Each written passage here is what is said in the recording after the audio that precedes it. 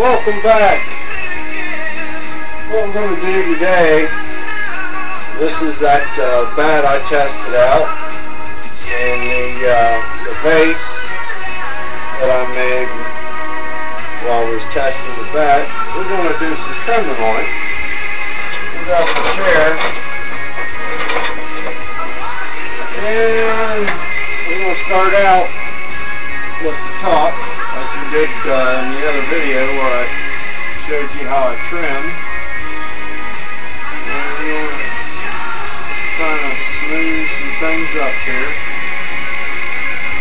I'm not going to tell you a whole lot of what I'm doing because we went through that in the other video. But I wanted to walk through the whole process of this bat. And it didn't seem to work too bad. The edges raised just a wee little bit on it. But as long as it didn't affect the vase. Now this clay body, trimming this is a lot different than that clay body that I got out of the river.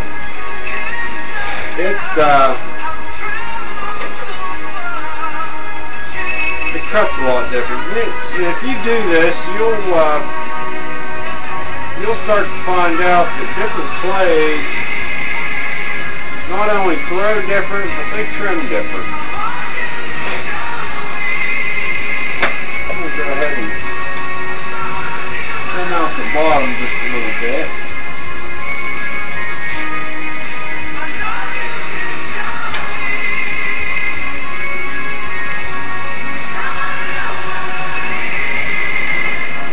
And this is the same deal as that other vase that we worked on. The top part here is not too awful bad. It's about the same thickness all the way up through. It's the bottom that's thicker. And I do that a lot. I keep the bottom a little bit thick. Like now I'm going to trim it. I keep it thick so it keeps its shape a little better.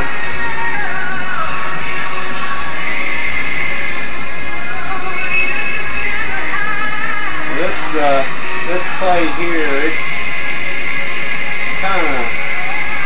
rougher. It's got a lot of grog in it. And you can see where I've trimmed, it's pretty open.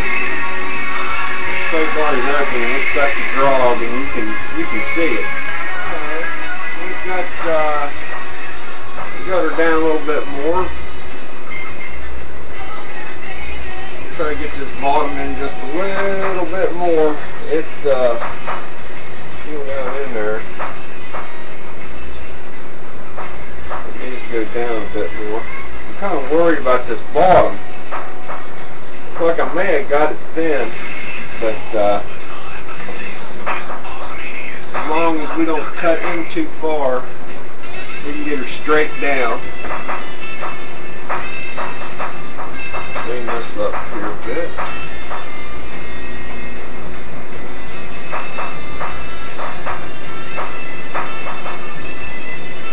This is the end of the tool that worries me.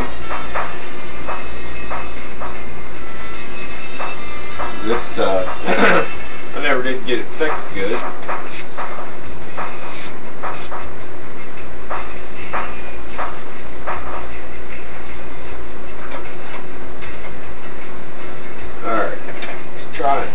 Bring her in a little bit more. Not too much. And if your bottom's soft, you don't want to be pressing too hard up here. You'll shift it off the center. You'll make it lopsided by pushing on it. If you do that, you can straighten her back up. That don't mean you're not going to cause a weak spot where it might crack. We're getting her done.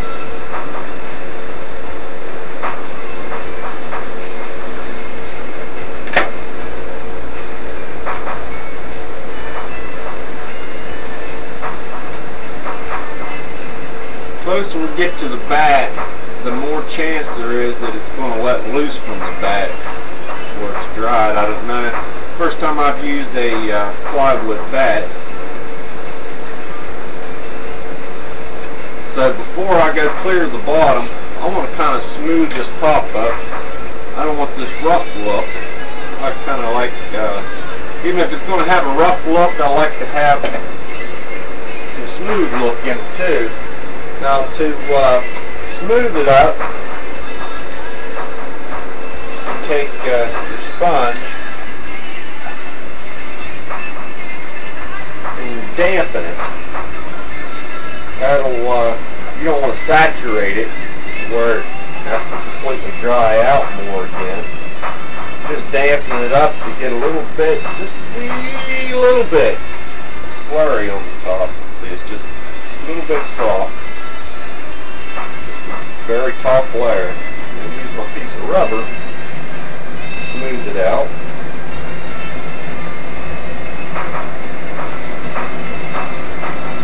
I keep my hand inside. I'm not pressing on it or anything. I'm just afraid if it lets loose, it's going to fly off, and I can grab a hold of it, and maybe it won't be destroyed.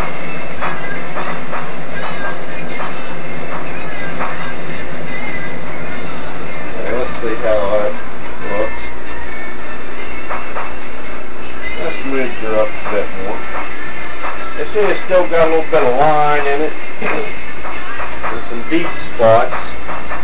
Now the deep rough, that's from the grog that's in this. And it's just the characteristics of this particular clay body. You're not going to get it perfect smooth. Perfect smooth, you're going to do that with glaze, if that's what you want.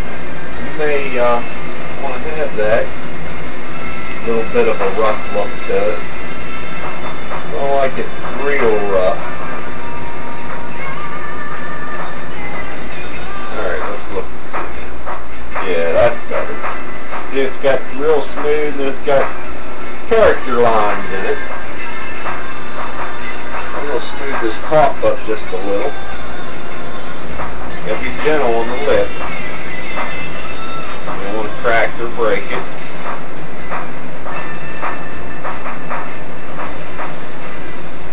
I like to have it smoothed up a little bit. On the very inside, we're not going to be drinking or eating out of this, so I'm not going to smooth the very inside up. That gives it, gives your piece some character anyway. It shows that with those marks inside, it shows it's been thrown on a wheel.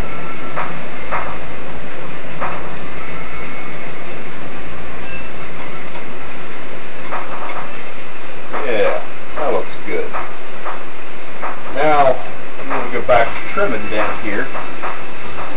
Well, I don't know, right in here, looks like it could stand to be smoothed a bit more. Now that I get down here to where I can see.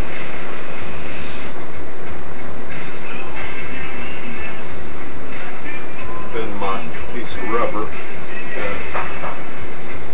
fit into this groove.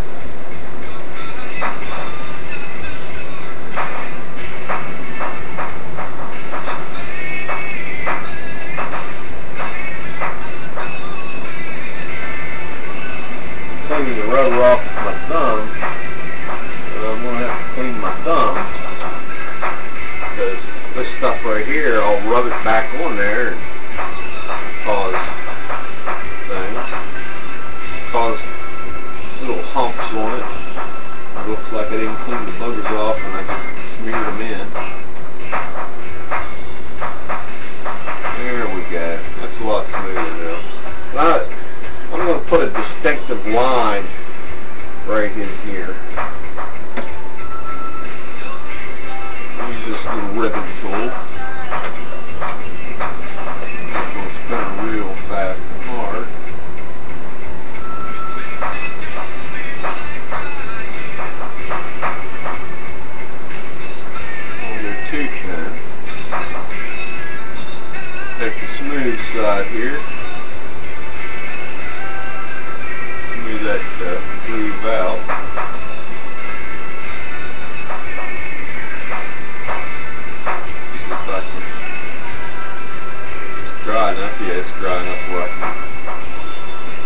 boogers away. They don't look too bad. Kind of breaks up the curve.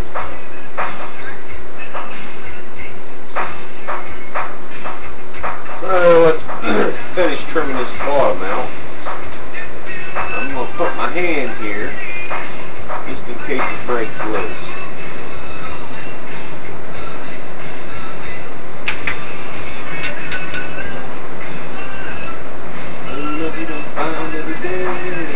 Like I said before, your atmosphere where you're working has a lot to do with it too. If you're cold or hot, that's going to affect you. And one thing for me is the music playing. You gotta have the right mood. Depending on the piece that I'm making, if I'm doing something from a classical period, sometimes I like to play some classical music. I'm going to try and clean this bottom up. This is really testing this bat. A little bit scared doing that. We don't know what's going to happen. It's going to splinter up or anything. That bat seems to have stayed smooth. I think I may, when I clean this, clean it with sandpaper since it's wood. Some real fine sandpaper. I'll use my bottom tool here. Trim away at the bottom a bit. And I left a little bit of a foot there, like a pedestal base type foot. I don't always do that on them, but I thought I'd try it. Smooth it up a bit. It may work out, it may not.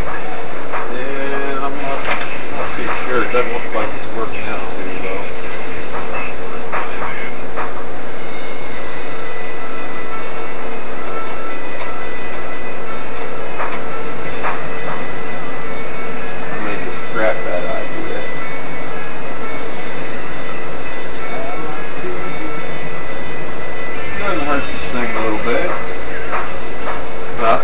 He likes it when you sing down in it, and it kind of gets an echoey feeling.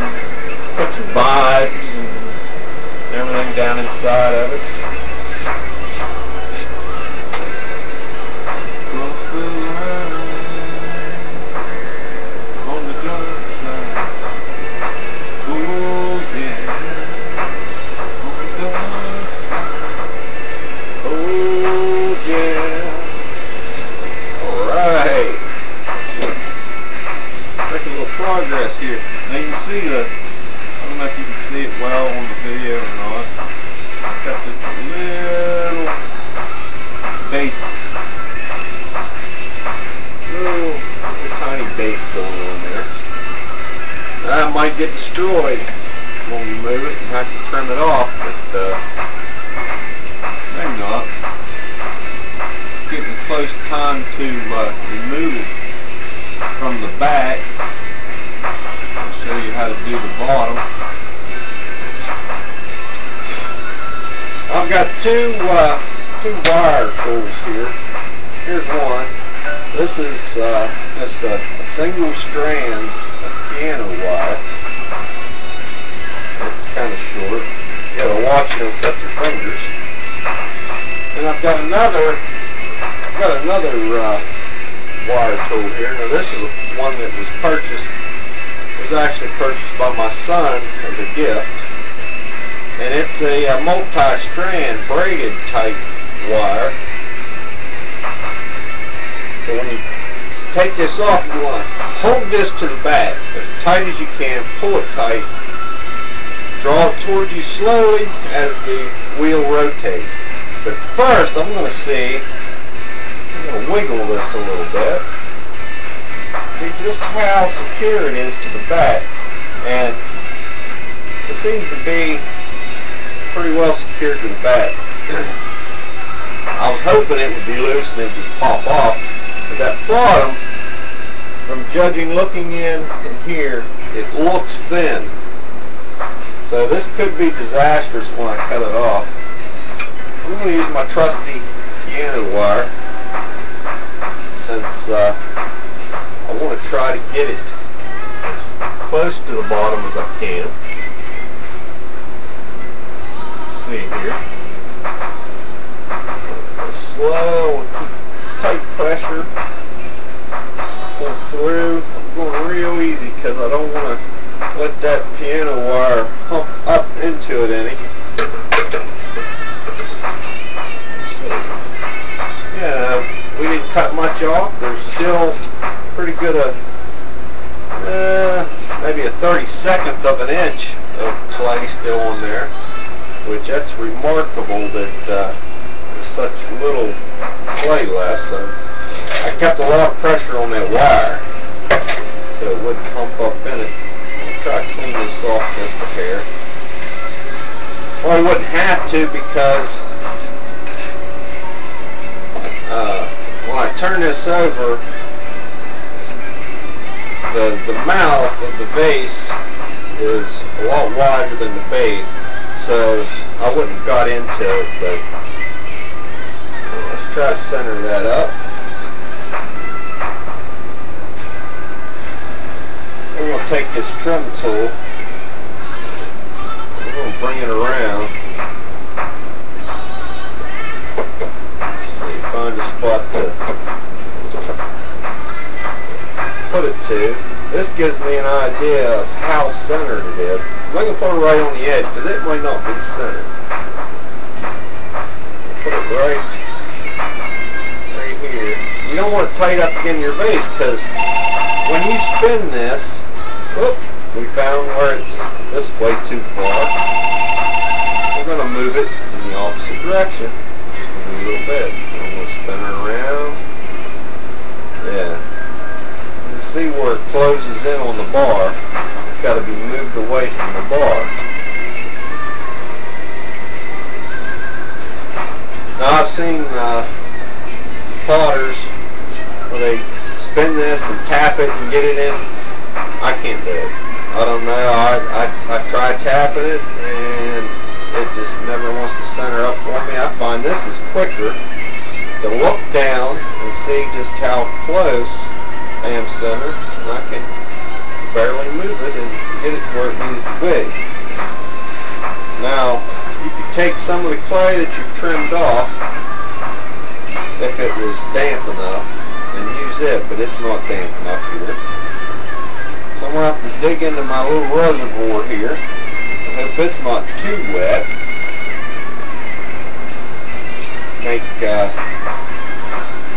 some coils.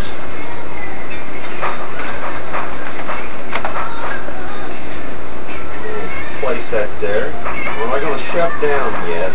Just going to kind of place it on there. A little bit more. Make another one.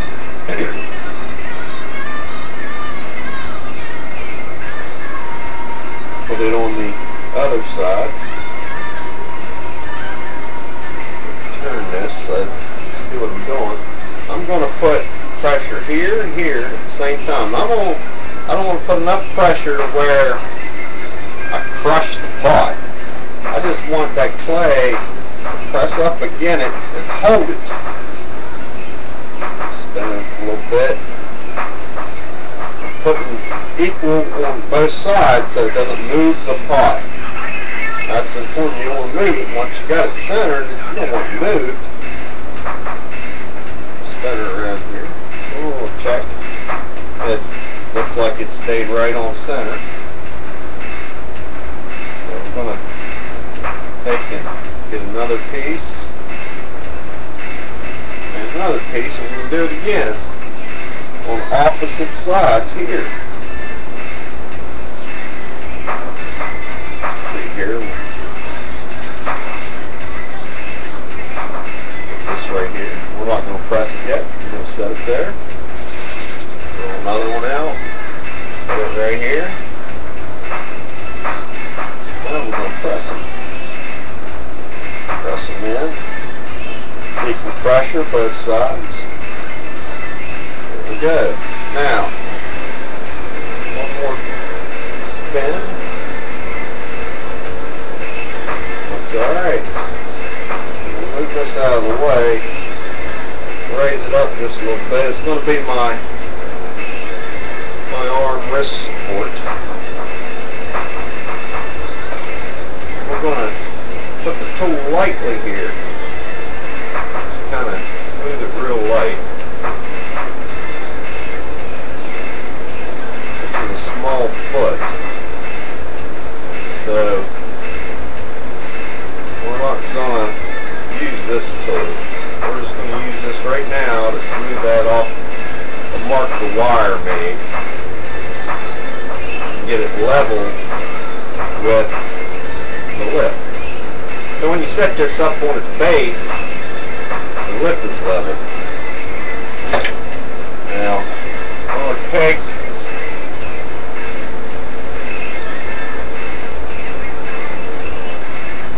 the smooth edge and just go along the outside, make a little, very small indent. The reason we're doing that is when we glaze, you can't glaze the bottom, and you don't want to glaze right near the bottom because the glaze will melt and drip down on your shelf. Alright, take this piece of rubber, kind of smooth it up where the base, the foot's going to be. I'm going to judge how big this is going to be with your foot. So we'll go in a little bit, and then we're going to lightly start going in.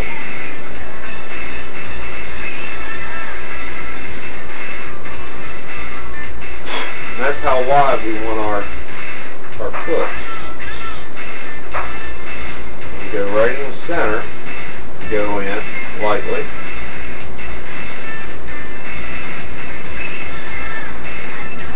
Take this tool here, see if we can take out a bulk amount here. Not deep, because like I said, it looked like the bottom of this was pretty thin. And it's actually going to be deeper near the foot and kind of go up towards the center. The reason for that is when you fire, sometimes your center will droop down toward your shelf, and you just want a little tit in the middle to touch your shelf. And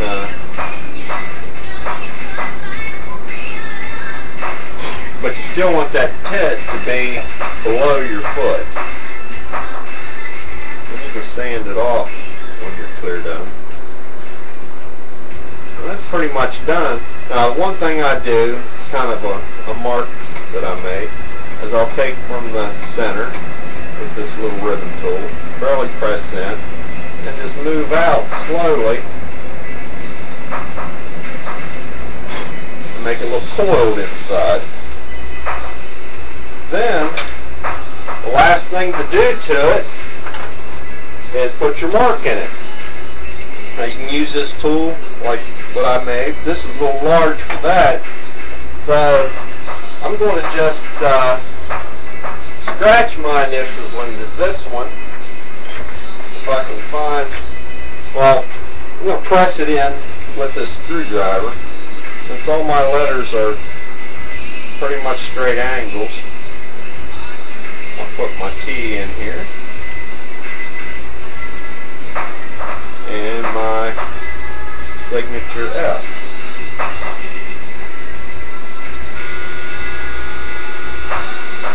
And there she is. She's done. She's ready to set aside and dry. We can take this away. Whoop. And so far it looks like this bat's worked out well. We'll find out the next time we use it, and how many times we can use it without it getting messed up. Thank you for watching.